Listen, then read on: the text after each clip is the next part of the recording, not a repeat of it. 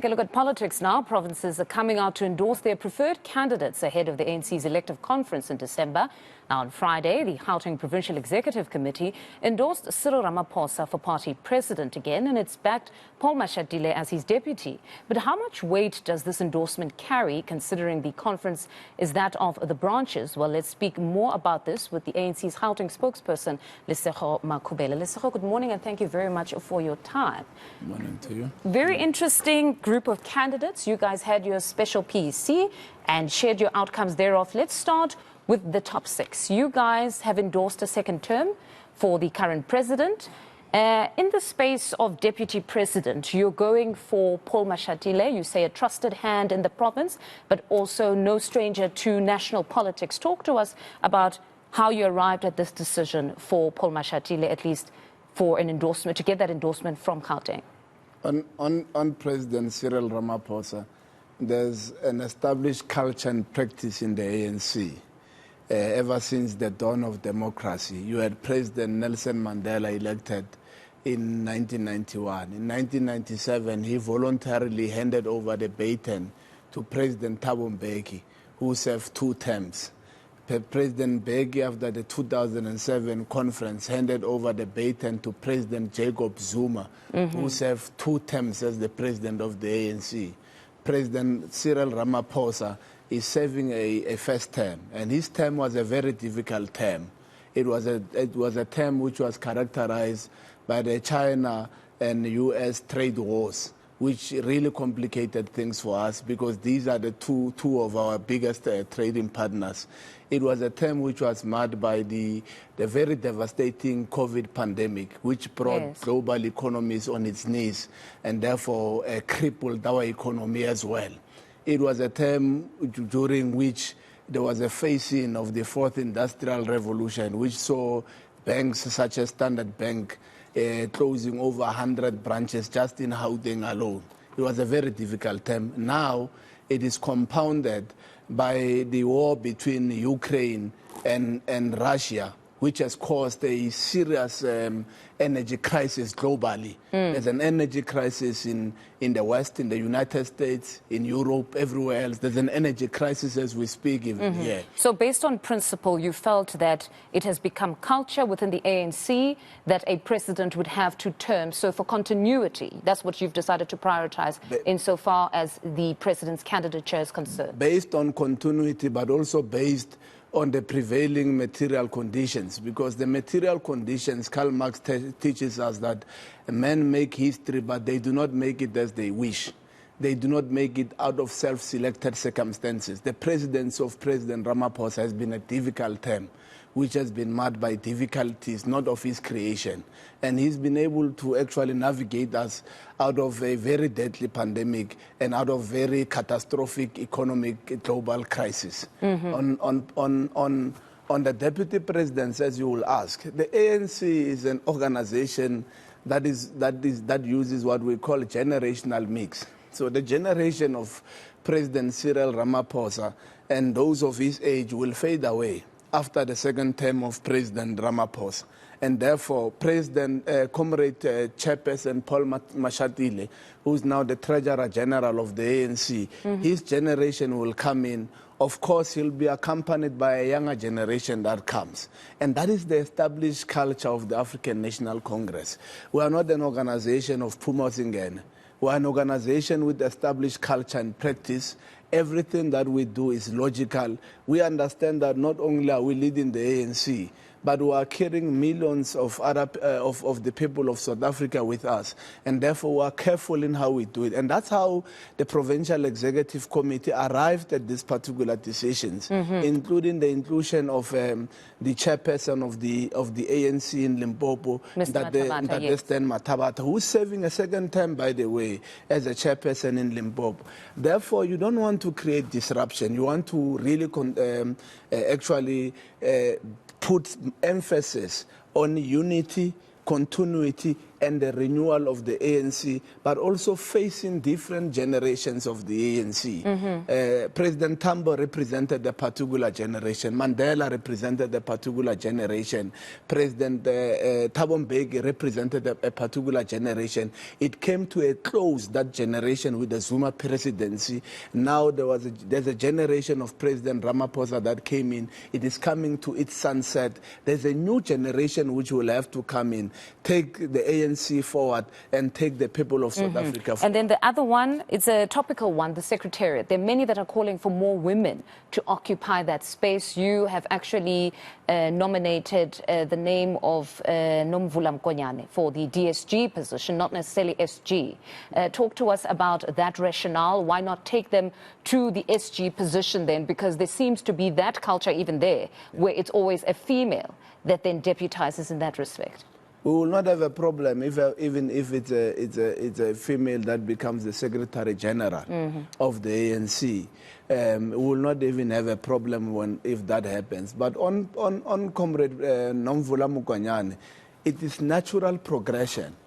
Comrade Nomvula Mkonyane is head of organizing in the ANC, literally doing work and duties, performing duties that are assigned by the Constitution to the office of the Deputy Secretary General. She's been doing that role. She's been a leader of the ANC national head of campaigns. She's been in organizing for such a long time. And therefore, she has distinguished herself in that particular role. The ANC has moved even further than most of the political parties. As we speak right now, because of her work, her diligence, her service to the ANC, we've even transformed the membership system of the ANC. It's no longer a manual subscription. Yes. It's online, it's a digital membership. She's been in charge of that. We've had problems of what we term a signature campaign. She was part of a team that ended the signature campaign by introducing a verification system that is electronic. You go into an ANC meeting, you are scanned, your ID is scanned, and therefore no one can go to a cemetery and say that a person who's in a cemetery participated in the meeting of the ANC. That's why her nomination by the PEC signals natural progression based on the task that she has been performing over a period of time. It was interesting. I'm sure a lot of people will be asking you about it. The name of the current Premier, David Makhura, nowhere. Yes, that was just a rumor at some point that possibly he would make it, but the number of candidates you guys could have brought onto the top 6 was also something that was quite topical for many. I know that when you last had your press conference, Panyaza Lesufi had gone on to say that you were taking your time because you also wanted to ensure that your leaders are placed somewhere where their skills are utilized. He's nowhere near this particular top 6. He was not a preferred candidate. Are there any plans for the current Premier, perhaps on the NEC or elsewhere, for him to be utilized? Because we understood that there was some sort of plan that was being hatched behind closed doors. Well, Premier David Makhura, who is our former chairperson and former provincial secretary, is an outstanding congressman. Premier David Makhura is the one who led the campaign of Comrade Paul Mashatile to become the Treasurer General. There's always been a plan hashed around the longest-serving chairperson of the ANC, Comrade Paul Mashatile, to lead in the top 6. And Premier Makhura is still part of that particular campaign, that he must become the deputy president of the ANC. Premier Makhura will not be lost in the politics of the ANC based on his contribution over the years. He selflessly came to the PEC. Came to us. It is not done in Africa, including in some quarters of politics, that a leader comes and says, I'm not going to avail myself for the PEC. He said that in February, and he did not avail himself for any position. And he says to us, after the PEC is elected, I'm going to be part of those that are going to ensure that there's a smooth transition of handing over of power in government, and he's leading that particular cause. And therefore, he will not be lost in the politics of our country, in the politics of our province. And we want to commend him for that outstanding leadership and for setting himself apart and setting a very shining example. You've got 3 names for the premier position. Talk to us about these 3. You've got Panyaza Lesufi, Tasneem Motara. Talk to us about these 3. The constitutional imperative is that those names must be in order of preference, and we have placed them in order of preference, with the chairperson at the summit of the list. Chairperson Panyaza Lesufi is our preferred premier candidate, followed by the Deputy Provincial Secretary Tasneem Motara, an outstanding cadre of the ANC, a graduate of the Congress Youth Movement, who hails from the ranks of the Youth League, and also Kiribone Diale, who's also a younger generation of the ANC, who serves in the PWC. And we've placed them based on their capabilities, based on their contribution to the movement, but also we've placed them representing different generations, something that I alluded to, because there's a bigger appetite. There's a bigger appetite that we need to infuse within our leadership structures, younger people, tried, tested, with experience, and that list speaks to that particular demographic. All right. This conference coming up is, in fact, a conference of branches. It's a conversation everybody's having, that in as much as the PEC has pronounced itself, you're going to have to lobby. You're going to have to go down to the ground and make sure that they support these candidates. Has the work already started? The work has already started. There are a few branches that have been able to be influenced by the PEC, have taken the position of the PEC. One of the things we must never forget is that the PEC itself in the conference will be voting.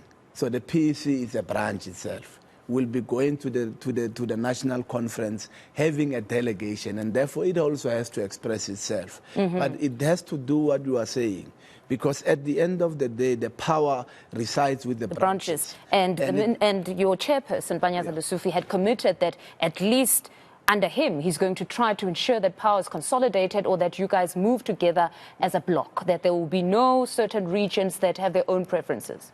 Well, yes, which is correct, but we are leading a very united province. We are leading a united province which sings from the same hymn book. And therefore, that's why we are able to meet with branches and be able to influence and explain to them how we arrived at the decisions that we have arrived at, what tools of analysis had we used to be able to guide us in this. For instance, I listen to a lot of analysts, maybe influencers that you sometimes call. They have been coming here saying that, no, the PEC of Gauteng has been captured by a faction, and it will not, and this faction is against Cyril Ramaphosa. We have taken very logical decision based on the culture and practice of the ANC and also based on logic. And that's why we've defeated what they actually assumed. So we are leading a very united province. We are in sync with our membership, with our regions, and with all our structures. And we've defied illogical opinions by many of the so-called influencers who call themselves. They take exception to being. They would take exception to being called influencers. But we've got a political analyst just after you to dissect exactly what you've just taken us through. Thank you very much for your time, though, Lesego. That's ANC Gauteng spokesperson Lesego Makhubela, just taking us through the outcomes of that.